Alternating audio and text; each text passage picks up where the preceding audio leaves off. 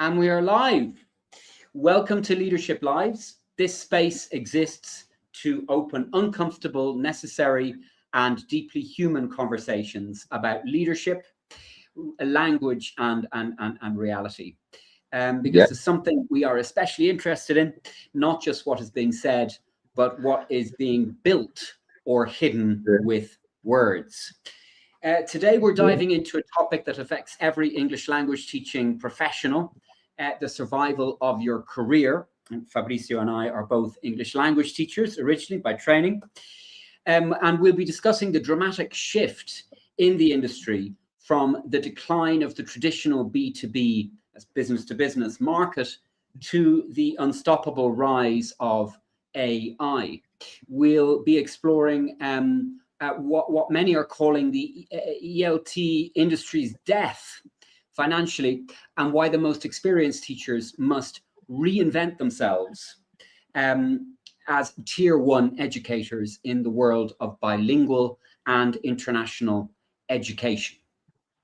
So in Leadership Lives, as you know, we analyze how language, because we are both, well, I'm a linguist, Fabrizio is also a linguist, so the focus is always language in this podcast and how it impacts decisions, power, and leadership.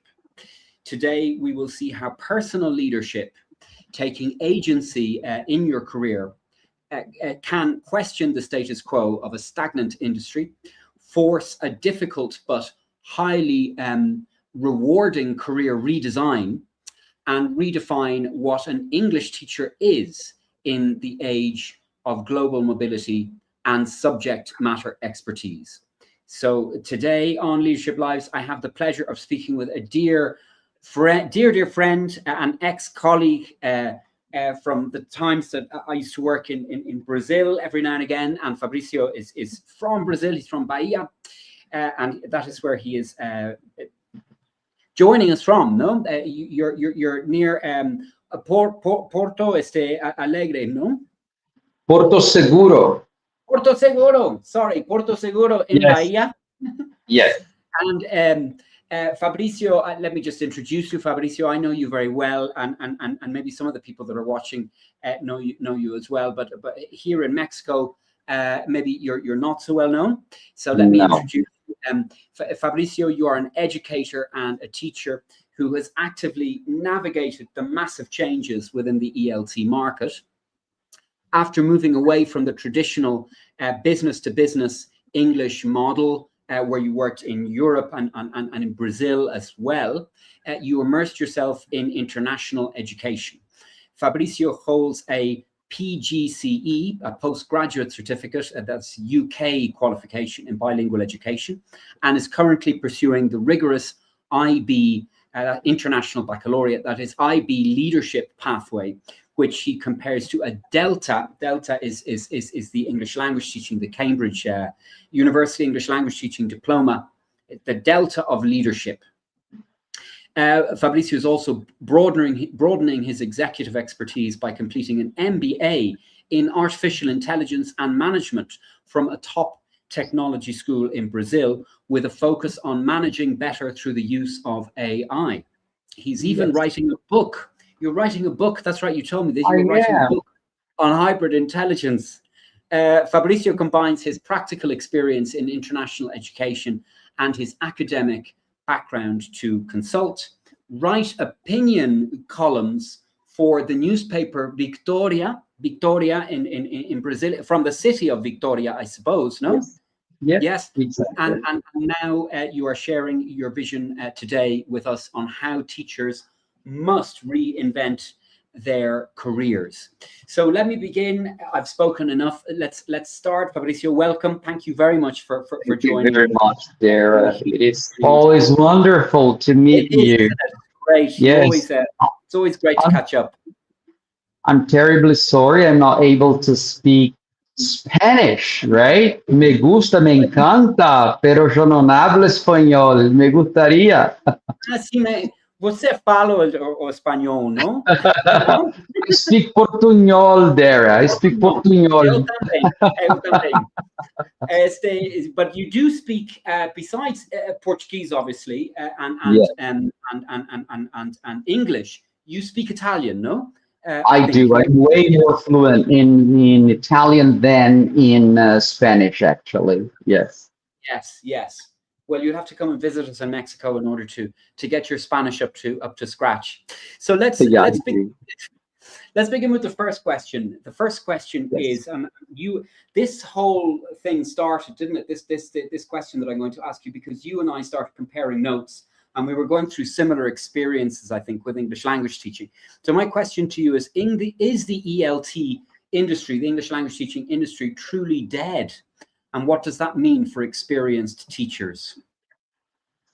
Well, this is very good food for thought, right? To a certain extent, I believe that the ELT industry is dead. If it's not dead already, it's about to be. Yes. Like for financial reasons, right? I know it's harsh, but B2B market is shrinking. And then there's the surge of AI, which is changing everything. And this is not only a threat; it's maybe it's a really necessary, to spark a shift in the industry, right? Of course, the ELT publishing is still making money by designing bilingual educational books or international education books. So of course, the book publishers are had to reinvent themselves. Yeah. But the industry itself, like language schools or maybe English ELT teachers, traditional EFL teachers, are struggling to find work. In my case, for instance, I was working in Europe when I had like a 80% workload reduction for some companies. And then, there's the international economic crisis, financial crisis, and all that jazz. Yeah.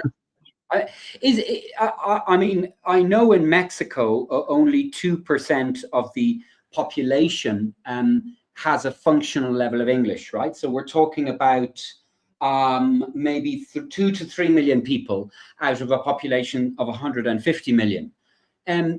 Is English language teaching dead in Europe because people working in companies speak English now? I mean, they're finished learning English. Is that what's happening, or they're learning English in different ways? Well, my perception is that many people are giving up. They are okay with their B1 level, right? And then they rely on technology, and then companies are cutting expenses, cutting off expenses, cutting down on their, partnerships with language schools. Yeah. And that's what's going on. So, and many people are okay. Well, I just need English to travel. Well, the UK is not part of the European Union anymore, right? So it's also hard to find native speaking teachers. Right. Yeah, especially after Brexit. So. But what's the situation in Brazil? I mean, have Brazilian adults finished learning English, or are they also like in Europe, and I think in Mexico as well, are they also kind of just happy with a mediocre kind of level of English? They've given up on this. Okay. Yeah, adults. For adults, adult learners are like, they're okay with like A2 level. They struggle to move up, right? And of course, their children are usually going to either international or Brazil or bilingual Brazilian schools. So they're not going to those schools, language schools in the country, because parents pay a lot already to private schooling, right? And private schooling offers bilingual programs, and they say, okay, so I don't need them to go to a language school anymore, because especially private schools, which is a huge business in Brazil, right? If I'm not mistaken, Brazil has the largest private education system business in the world, right? Could be, yes, it's an enormous country. The population is what? It's 300 million people, is it? It's twice the size. 200, about 220 million. Oh, okay. So it's Yeah, yeah, yeah. nearly twice But the size of Mexico, more or less. yeah, but because of the failure of state schooling, yeah, most families try hard to pay for private education to their children. So Mm, that creates a huge business, right? yeah. And most schools are trying to teach English either as a foreign language or through CLIL and bilingual methods, or even international schools like IB schools, or even the Cambridge International Mm, curriculum. Yeah. that's So happening in this is Mexico. a trend. Yeah. Yeah, This is a huge trend in here, right? Very yeah. big trend. So it looks like the workforce, adults in the workforce, have kind of given up on learning languages, or at least learning them in the traditional way, and the focus is now on teaching children and teenagers. At least for the moment, it looks like that. Yeah. Okay. Well, I've got a couple of killer facts here. It says here that the B2B, that's business to business, so language schools teaching in companies, market in Europe has seen a dramatic decrease, leading to workload reduction, and this is due to the economic crisis and company benefit cuts. And you lived it, no? You were living in Malta, and then I think you're living in Italy, or was it in I Malta that lived you in felt it. it? Yeah, I lived in Italy for 6 years myself, and then Malta. Oh, and then Malta, yeah. So Yeah. you felt it at the end in Malta. You felt Yes. this happening, Yeah. yeah. Well, the ELT industry, yeah, was hit in Italy during the pandemic. Actually, the first hit, yes, the first strike was the pandemic. Yeah, then the post-pandemic crisis, and now the international crisis and AI, right? Malta was a Yeah. little bit better because it's a bilingual country where English is one of the official languages. So there is Mm. also a huge ELT industry, very solid. It's a tiny island, as you know, like the population is around 500,000 people, and it's got about 40 or 45 English language schools, immersion language schools with like full-time courses. Yeah, and because it's less costly than Ireland, your home Yes. country, and way cheaper than the UK. So Yes. many, yeah, which the UK has become even more costly now because as a citizen of the European Union now needs to a passport to travel to Britain, right? So it's out of the European Union because of Brexit, as you know, but that is also so Brexit did very good to Malta actually Yeah. because yeah, many students are choosing Ireland and Malta to study English, right? Especially Malta because it's cheaper Yeah. than Ireland, and it's easier to find accommodation. You know, as you Yes. know, Ireland, that's another story, right? That's another story, and it's affecting Irish people as well. It's a serious problem affecting university It is. students. Yeah, no, it's very interesting that you're mentioning immersion schools, because those are going strong in Ireland, actually, just as you mentioned in Malta. So that branch of English language teaching, which is where I started actually in the 1990s, teaching English in Dublin to tourists, that seems to be still very, very strong, right? It's the teaching Yes, of it's a English in still life. companies. Yes, Yeah, yes, it it is. seems that Yeah. companies have given up on teaching languages. Um, um, okay, another question just occurred to me, Fabrizio.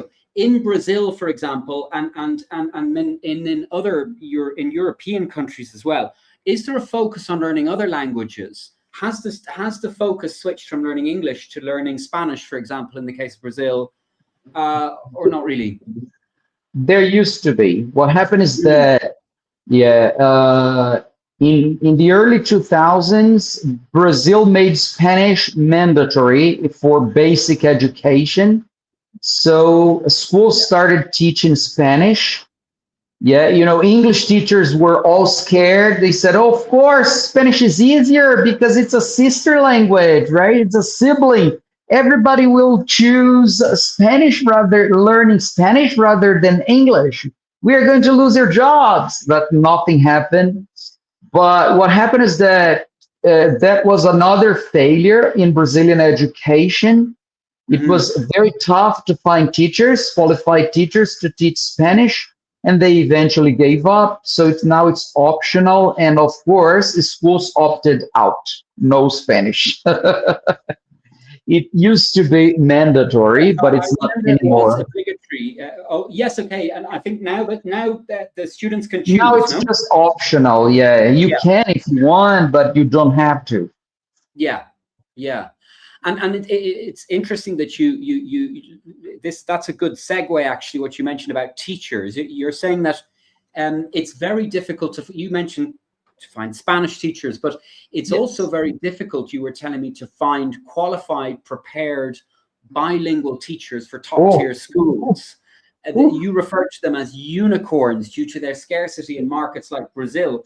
I think in Mexico as well, it's quite difficult to find teachers and to do this kind of a job. And that's the opportunity that we're presenting today, isn't it?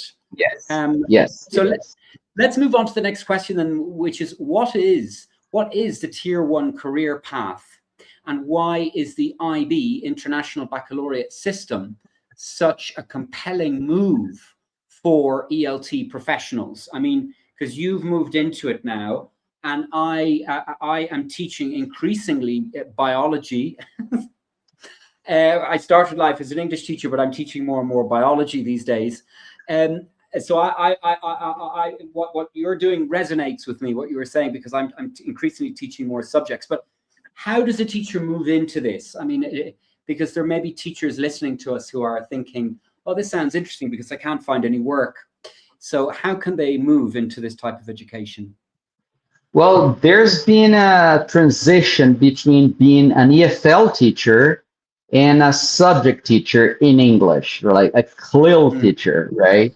So what's going on in here right now is that many, you know, EFL teachers who maybe had a degree in physics, yeah, they've been, or mathematics, and not exactly language arts, which is my case, right? Yeah, So, or history or geography, maybe, right? yeah. This kind of teacher is now gold, right? Okay, It's as precious as a diamond, right? There are teachers here in Brazil earning over $5,000 per month or $6,000 per month at least.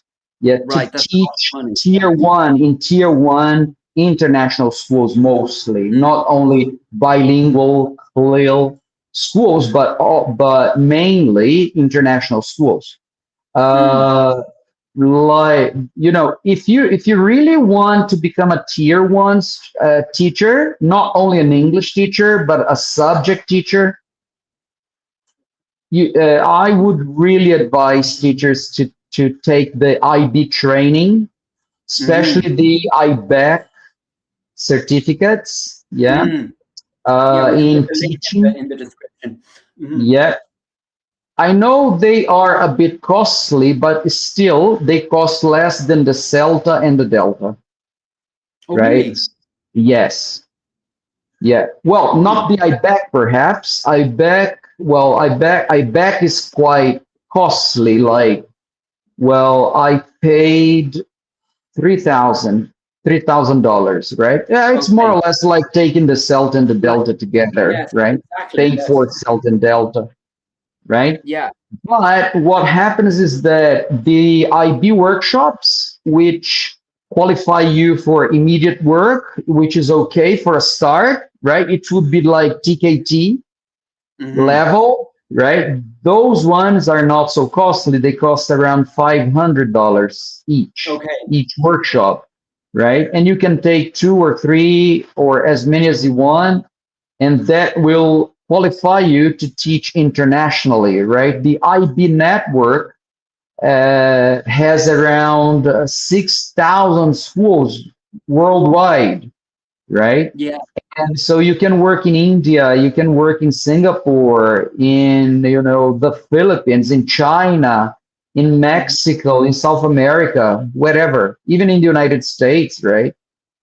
If you are an international qualified teacher by IB, right? Of course, if you want to take the IBEC, which is the certificate that I'm reading for, it's way more expensive. But anyway, it's like paying for the Delta and the Celta and Delta. It's more or less the same, right? 3,000, and it takes only 6 months to get qualified.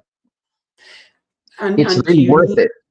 do you need a previous teaching background? Do you need a degree in the subject that you're going to teach? A master's degree? What are the kind of not a master's degree, but okay with a degree, with a BA.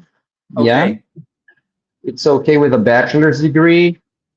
It's advisable, of course, to be a master, or a doctor, to have previous experience, right? Of course. Mhm. But what school owners, the type of teachers that school owners are hunting and paying for that is like EFL teachers who have a degree in other subjects rather than English, right? Because they have the perfect background, right? Yeah. They know how to teach language and they know how to teach subject, right? The subject. That's a very important thing that you're mentioning there, because it means that all of that EFL background and the qualifications that we have are still very, very valuable. You just need to make that shift. Yes. Yeah. For instance, in Vitoria, where the newspaper that I write for, my column on every week, there is a very, top level international school, and like their subject teachers are all qualified. They're all IB qualified. They are expert teachers. But now the school decided to train them in EFL. Oh, interesting. Yeah, in ELT, right? That's weird. It's like a reverse thing. In the reverse, they've been advised to take the Celta. Interesting. Right, because of course.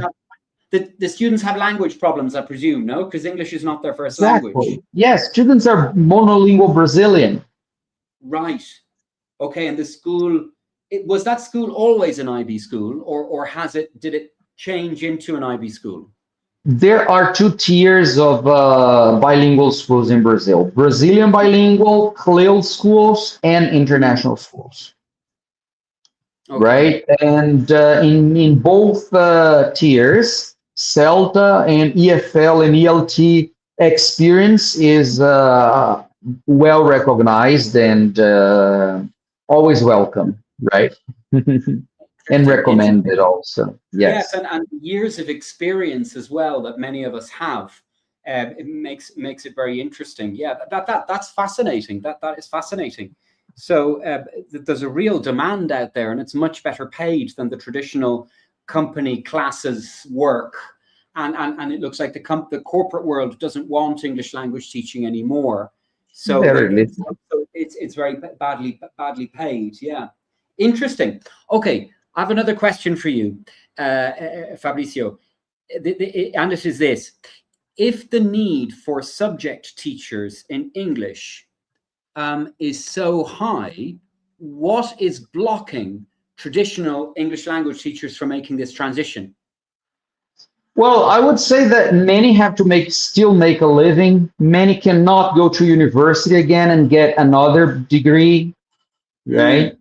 Many of them got language arts, a degree in language arts, like in Portuguese and English, and they are not willing to go to university again for 4 years to get another bachelor's degree in mathematics or physics or geography or history or physical education.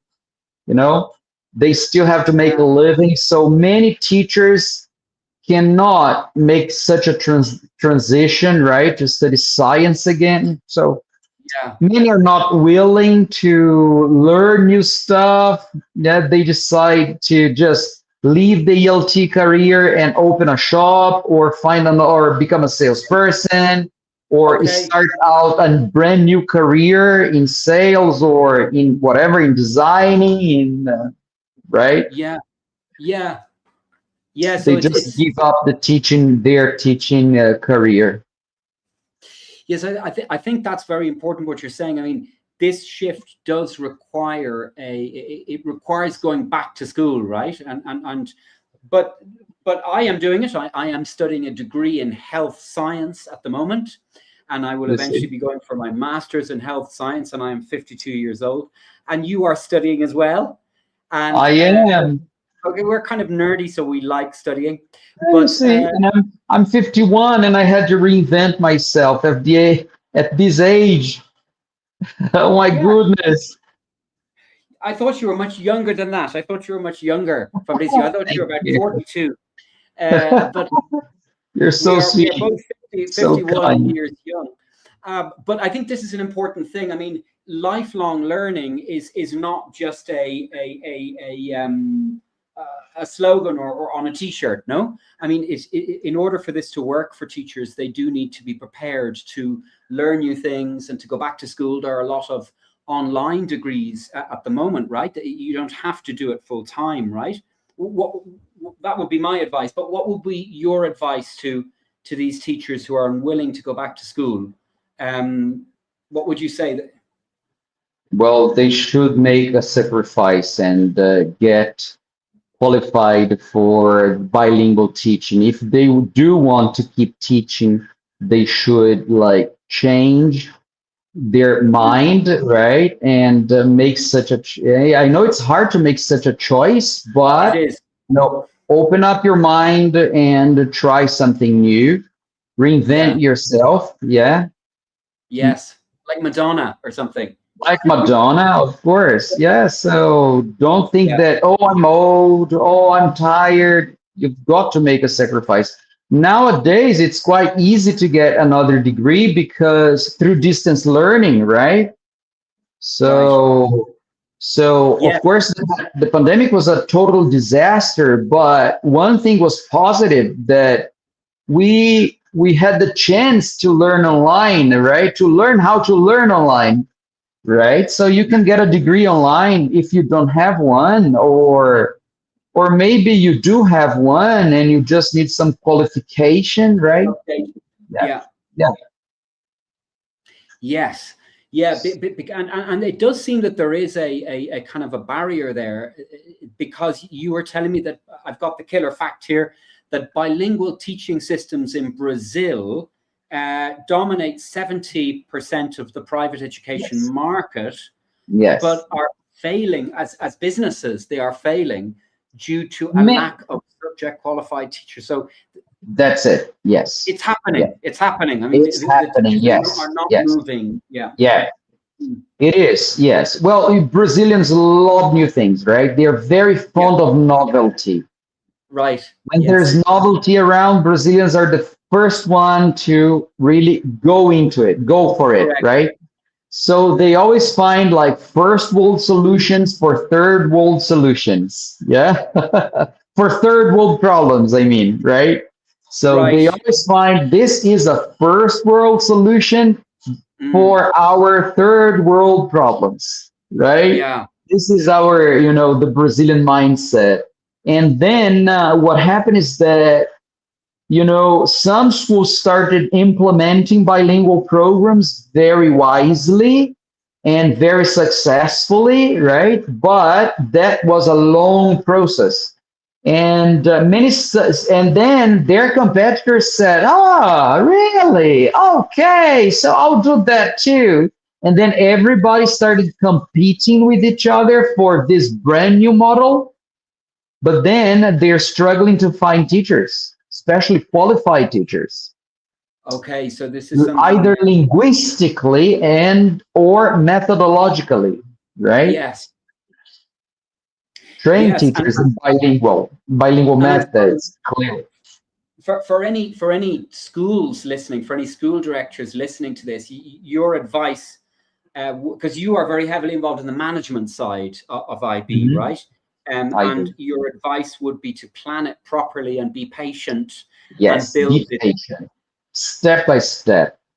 Mm, Start small, mm, right? Start from ground zero. Don't start top down. Start bottom up. Yes, yeah, yes. So train your teachers first, right? Hire teachers and keep training them linguistically and academically and methodologically also, right? So start slowly. Yeah, and don't go small, no? fast and small. Train, pilot first, right? Yeah, Then you move up. yeah. Yes, because I suppose there's such a demand in the market that the temptation is to open your school, let's say, to 1,000 students or 2,000 students when really, and then you won't have the teachers in order to teach them, no? And the thing will Exactly. collapse, no? Yes. You were telling me in the last meeting that we had that schools in Brazil often revert to traditional models. So they go back to the traditional model, and parents pay higher fees for bilingual programs that ultimately fail to deliver. So the school goes back to the traditional model and it reduces the fees again. Is that right? Because the parents are Yes. complaining about high fees, I suppose. Yeah. Yeah. Yes. Yes. And also complaining about the failure of their bilingual programs. Because, Mm. because of these, frenzy on teaching CLIL, right? Many Yeah. schools decided to implement the method and Yeah. the approach without training teachers, without having qualified teachers, right? They Mm. just adopted the books. They decided to use the method, to implement the method, but then they had no labor, no qualified labor. And then after 3 years, they got frustrated because the students didn't learn subjects nor language. That was Yeah. the Exactly. They frustration. So their, fell their between two English stools. was the same, and then they had trouble learning mathematics in English. So did not learn they didn't learn English nor mathematics, right? That's happening in Mexico in the private education system as well. In a lot of schools, that the kids are neither learning English nor mathematics nor science in any language. It's quite serious, because I think it's quite serious. This is where I was going with this as well. What is the future for Brazil? I mean, Brazil is an enormous country. Maybe people don't need to speak English, right? But what is the future for what is it is really enormous. I mean, it's a world in itself, isn't it, Brazil? But Yes, it what is the is. future for a country like Brazil or Mexico that is unable to communicate with the world, kind of thing? Do you know what I mean? Or am I being too negative? Because if they go back to the traditional system, then the children are going to come out, or the young adults are going to come out unable to compete, from my perspective. But what do you think? I mean, do you agree with me, or do you think I'm Well, exaggerating? the elite, Brazilian elite, the real elite, not the fake elite, who go to international schools, they Right. are a bit better. Yeah. Yeah. They Yeah. are a bit Same. better off because, IB schools sort of protect them because of the compliance. Yeah. So, and then, the regulations and the standards. So Yeah. they are a little bit more protected, right? Right. Some schools even import teachers from other countries, IB schools. So Right. like you can find like Argentinian teachers working for Mm, IB schools, Chilean, Mexican, even native speakers of English working for international schools and being very well paid, right? mm. So those ones are okay, but middle class and upper middle class can be in trouble, right? Can be in Yeah. trouble. Yeah. For me, that is a big chunk of Brazil is what I'm saying. Like, which is a big chunk. and That's Brazil true. is such an innovative country. You know, it's not a conservative country in the sense No. that it enjoys experimenting, and I feel maybe that it's going to be limited in some way if the middle class is not receiving a high quality education. Yeah, that's true. Well, Mexico is luckier because you speak Spanish. Mm. It's the So there's second access to, yeah, most spoken foreign language in the world, right? After English, right? yes, So, so it's a bit more, way more yes, cosmopolitan than Brazilian Portuguese, right? So yes, Brazilian is becoming an island in itself because linguistically speaking. First of all, because Brazilian Portuguese is completely different from African and European and Asian yes. Portuguese, Even right? the rhythm is different, The right? rhythm, It's the accent, the grammar, the lexicon, everything is different. Many Brazilians struggle to communicate, yeah, with the Portuguese because in Portugal they speak correctly, right? They know grammar, right? And Brazilians, even well-educated Brazilians, struggle with grammar rules. It's unnatural to to speak accurately, right? In okay, Brazil, accurate Portuguese is weird. It sounds like a foreign language, right? It right, sounds awkward. So it's linguistically very isolated, right? yes. So Much more Mexicans so, are much more much so than Mexican Spanish, no? much more. Mexican, Oh, way more. Yeah, yeah, yeah. way more.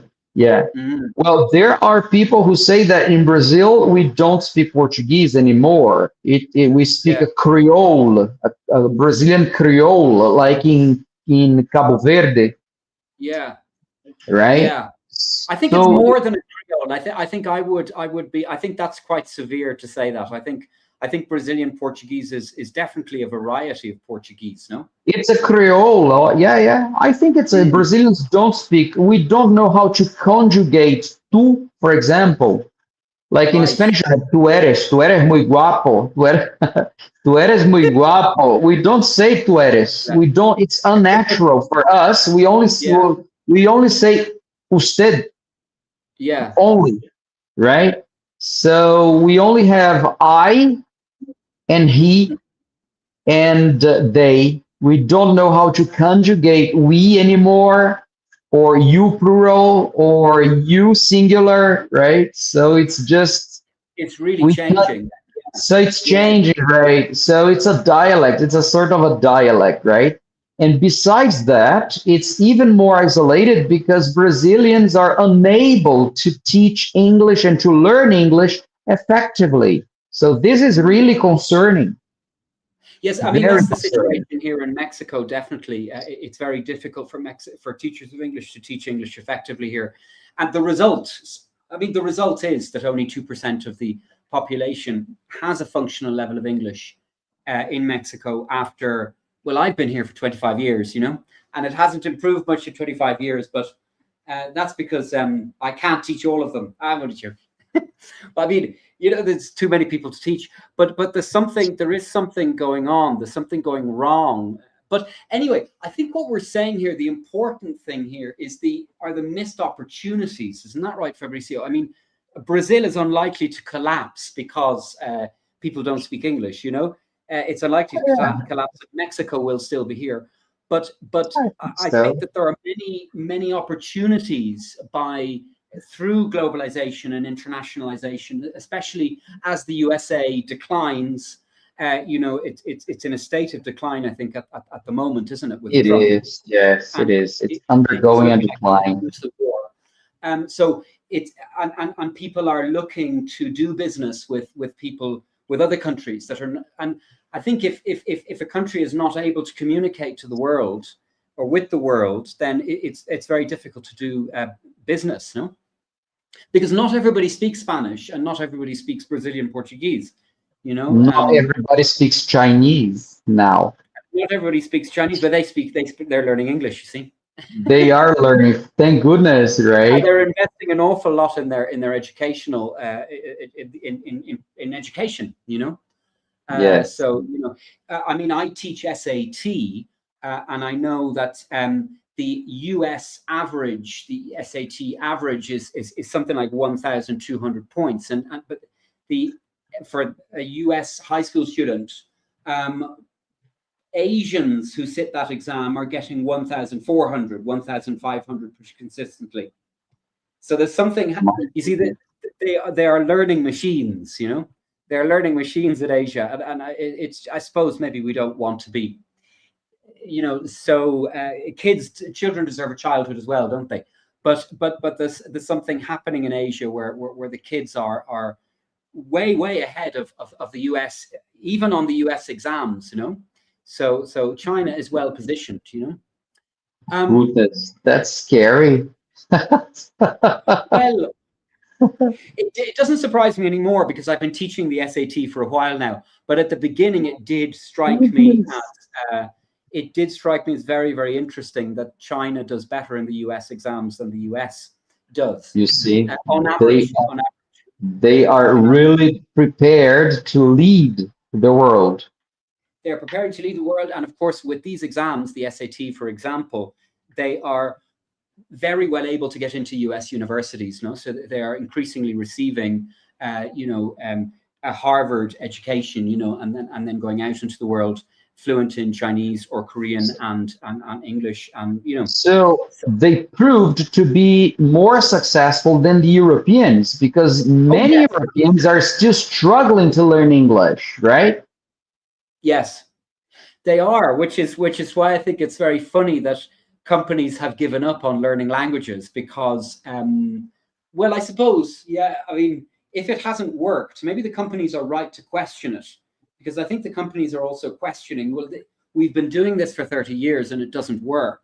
So why invest more money in it? Which I think is a very Why? good question. Good Yeah, question, no? yeah. There's also in Europe, there's a north-south divide, right? The only Right. Southern European country where English is very well taught and learned is Portugal.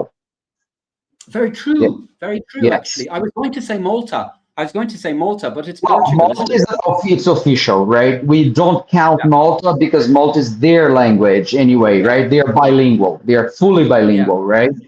But where English is a foreign language and where people speak English very well in Southern Europe, well, to Northern Europe level is Portugal by far. Yes. Way better than I Spain, Italy, Greece, yeah, you know, I think Slavonian countries, Turkey, whatever. yes. I think that there are two things there. I mean, one, Portugal is the oldest country in Europe. Okay, so Also, it also, had it has had a head start.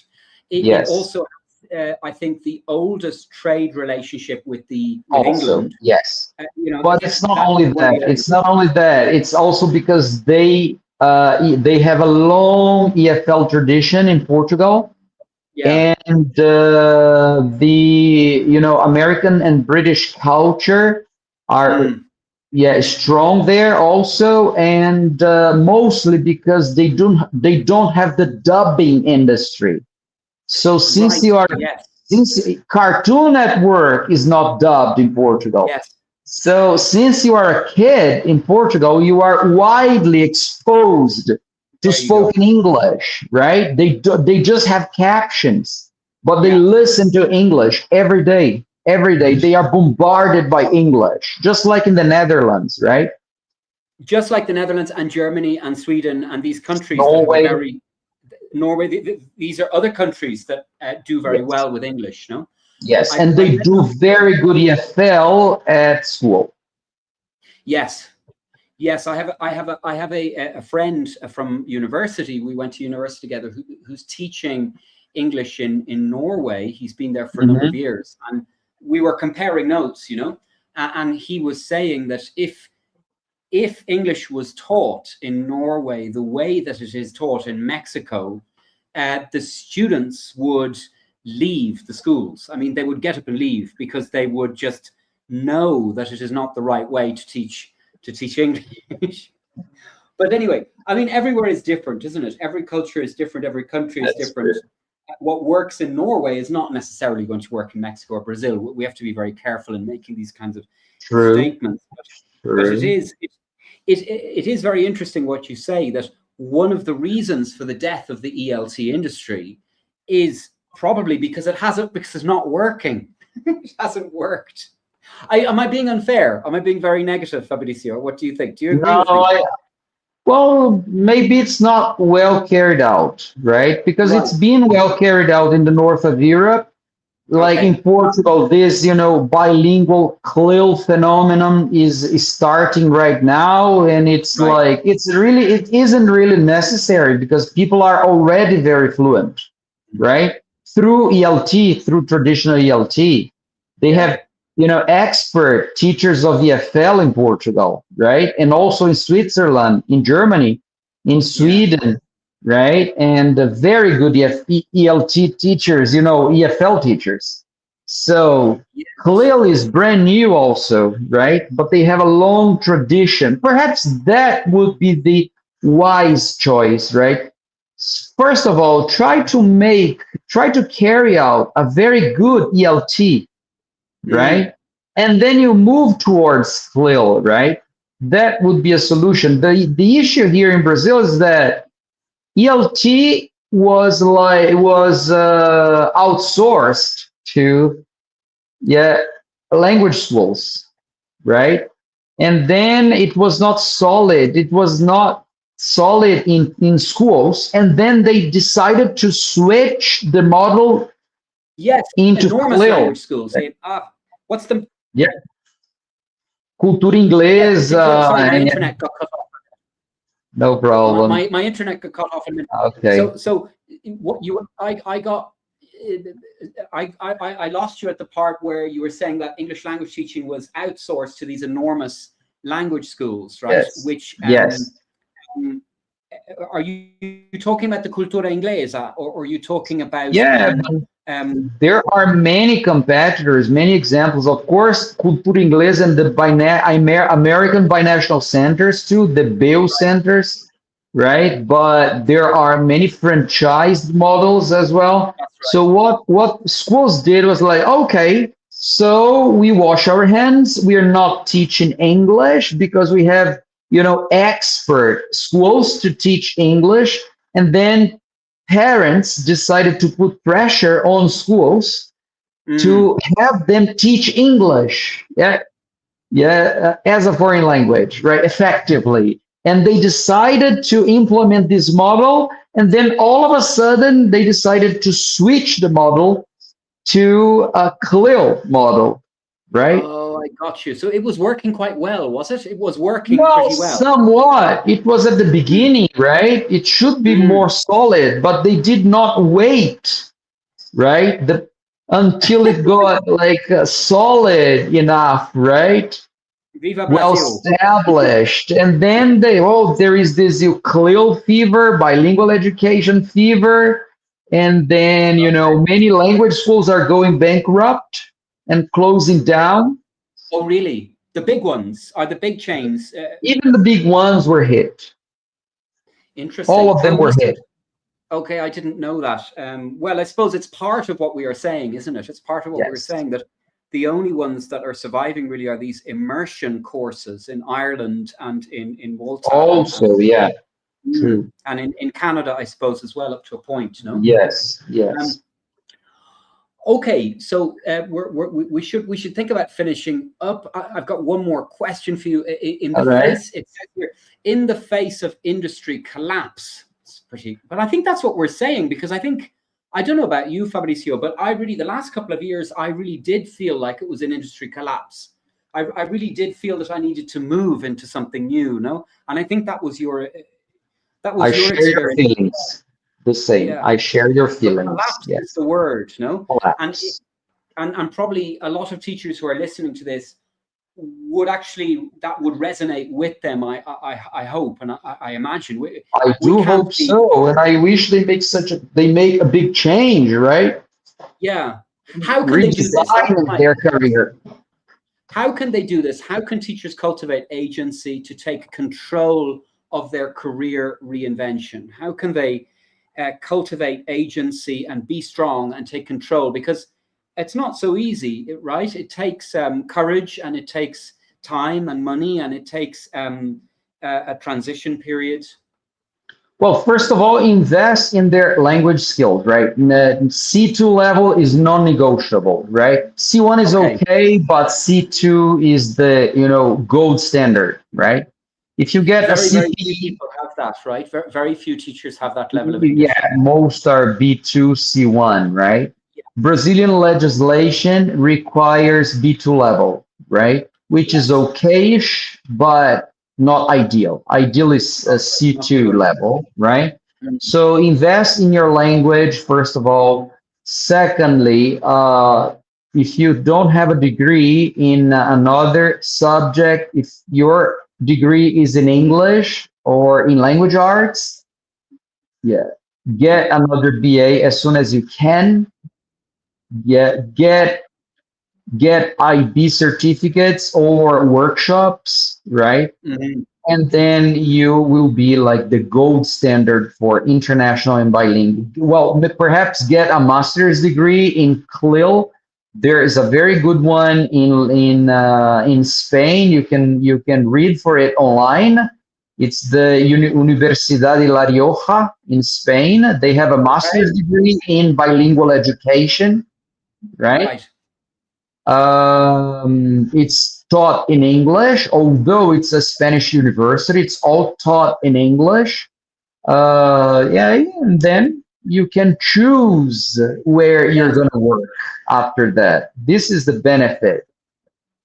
So I think what you're saying is having purpose and vision and patience and building something step by step. And I think opportunities will appear along the way.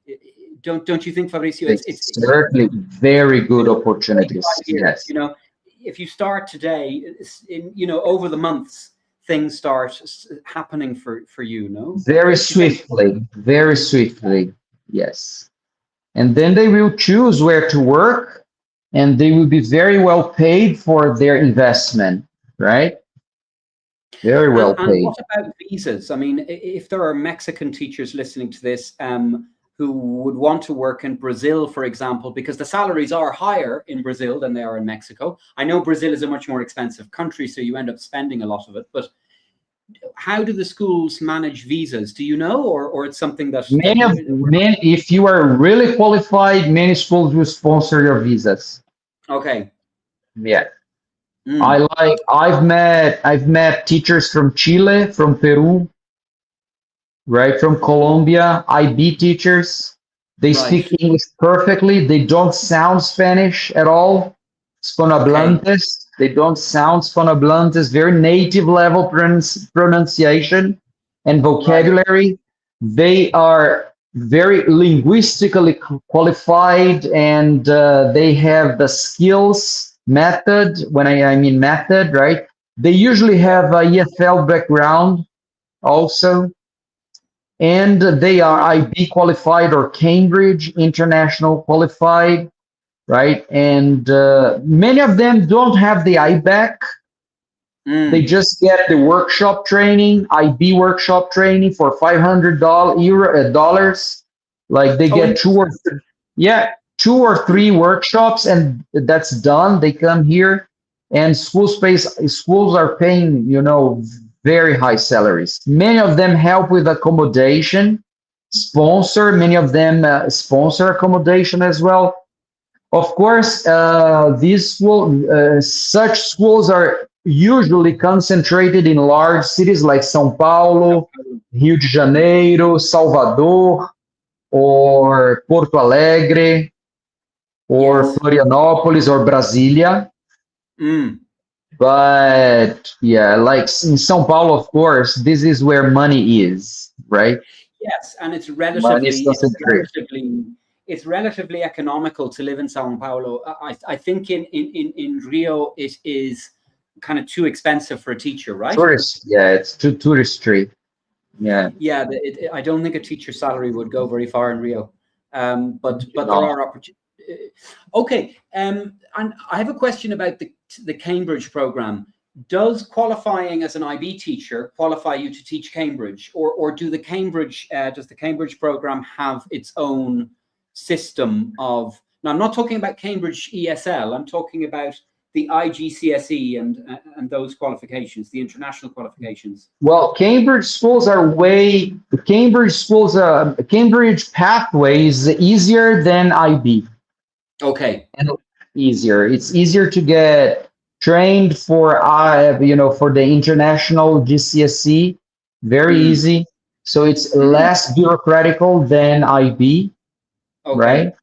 And IB has nothing to do with Cambridge. They are actually competitors, right? Right. Yes, I imagine so. International education, yeah. Of course, there are schools which are both with accredited. They are both Cambridge and IB, or American curriculum and IB. That's very popular in here. Like I've got two cousins, second cousins, who went to an American Brazilian school.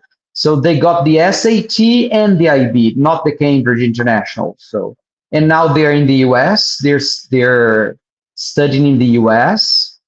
Yeah. That's also very popular to get, an SAT teacher like you, and also, you don't anymore, right? And also an IB. Yeah. So they get a double title, if you like, or a double high school certification.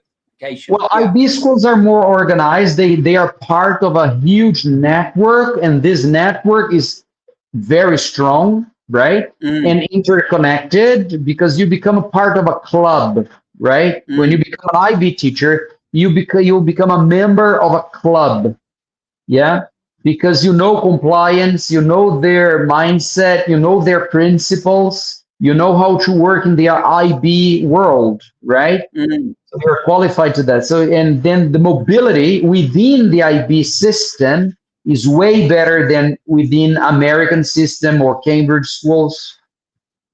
Right, because there are more of them, I suppose, that there are more, yes. You become part of the IBEN, which is the IB Educators Network, which is a club. It's like Rotary or Lions or Masonry. Okay. Yeah. Right. You become a member of IBEN. Yeah. Well, okay. I mean, so it seems to me, and I think you have done, I know that you have done it, and I think I'm doing it too. I have been doing it the last couple of years, that it's time to pivot, no? It is time to pivot. Your career is your leadership challenge here. So don't wait. I think what we're saying, Fabrizio, right, is don't wait for the system to change. No. Change your system by specializing and getting qualified, no? Bravissimo, as the Italians say. Yes, bravissimo. Obrigado. So for anybody who's watching this event after the event, we will be watching the comments box with interest, and we want to hear from you. What subject matter are you qualified to teach in English? Do you have questions for Fabrizio? And what new qualification are you willing to invest in for your future? Let us know in the comments. And as always, I plea to you all, if you liked this episode, that is what the like button is for. It says like, and if you liked it, please like it, and subscribe if you double liked it. And we will see each other very, very soon for our next. I mean, I would love to have you back, Fabrizio. Let's plan the next one. This was so much fun. Thank you very much for this opportunity. I hope we can meet again soon, right? You're more than welcome in Brazil, yeah? Muito obrigado. De nada. Un abraço. Bye-bye. Cheers. Thank you. Bye. Take care.